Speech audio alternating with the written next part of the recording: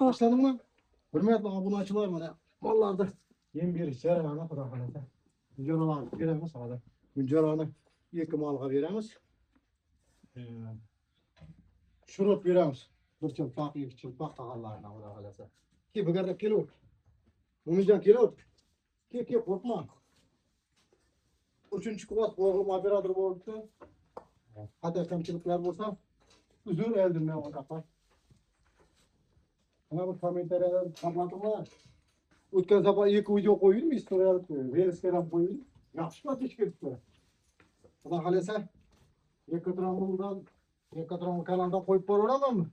Xudo videolarni hozir mollar joylashtirib, xudo xolasa, uylarni tozalab, mollarni sog'ib, hujjatlarni yeyimizni başlamadığımız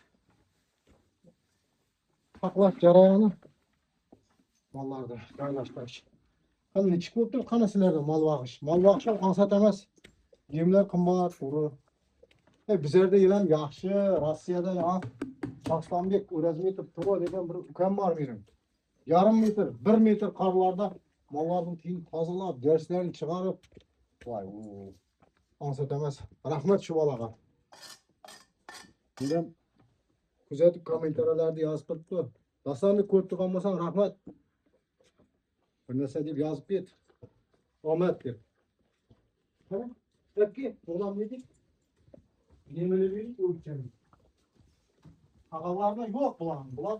Bari oğlu boyski, hasaki, joylari mallar hech qaysi qaruvni emas.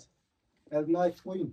Unday mallarni boqmaga ilsa, ertaroq biza masalan Rossiyaga ketib qolsak, uydagilarga qiyin bo'lib qolib ketadi-da. Shuning uchun o'zlari turadi, shuni boqamiz, 1-2 yilda tayim bo'ladi, so'yib sotib, amallab tutib, bu deydi bir nam qo'shimcha ermakda, qo'shimcha daromad. Mo'minjon, sizlarga ermak bor.